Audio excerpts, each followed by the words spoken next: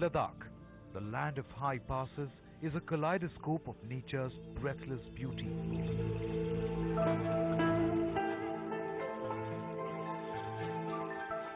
Tucked away in these bitterly cold reaches of the Himalayas is the Mahabodhi Residential Center.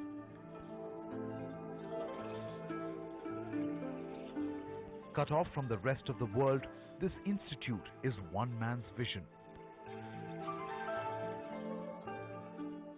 I believe education is the first and most important for self-respect, self-reliance, and to avoid exploitation. I consider illiteracy and poverty are the worst crime. With this noble mission, Bhikkhu Sanghasena started his education program in the hinterland of Ladakh. First, I started in 1986 actually, just to organize some meditations programs. But then soon I realized that meditation and the teachings program is okay for a certain types of people, certain groups of people, especially educated people, well-to-do people.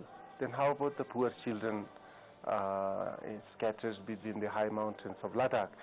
So I selected 25 girls from those remote villages and started this hostel for girls and the school in 1991 actually here. And then gradually we developed. As a teenager, Bhikkhu's plan in life was totally different.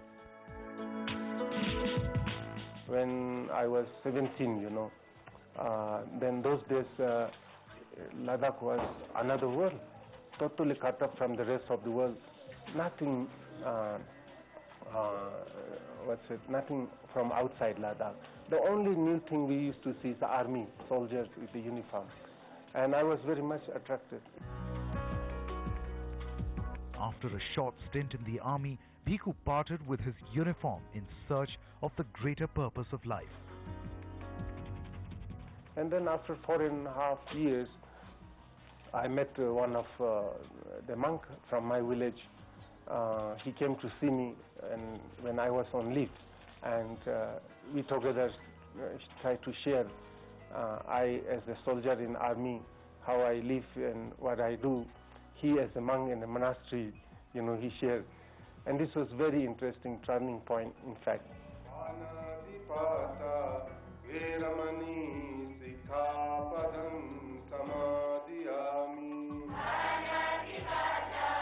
So I quickly resigned and went to the monastery.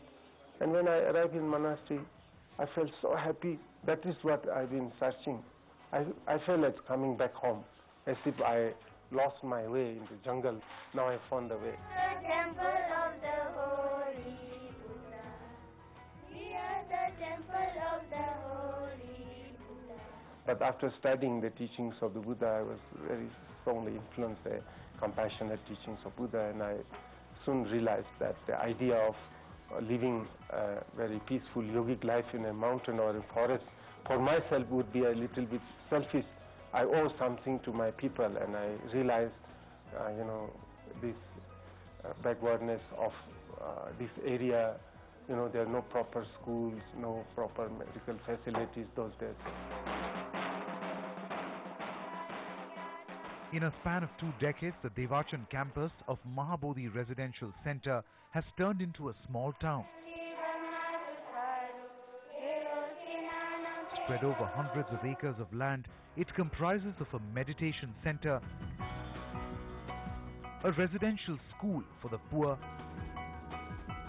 a charitable hospital, an old age home, and hostels for boys and girls.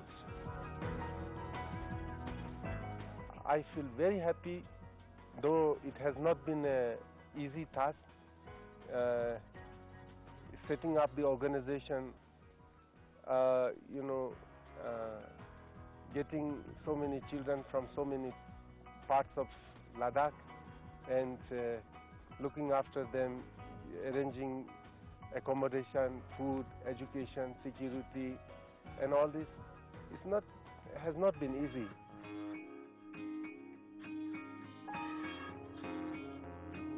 For me, he's an angel, definitely, because I always hear stories, when we are small, we always hear about stories about angels and everything, that they do miracles.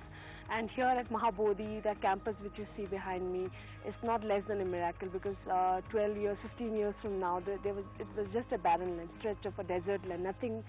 No trees around, no people used to come here, but he completely transformed this land. Today we have so many people employed here, so many students belonging to poor families getting educated here.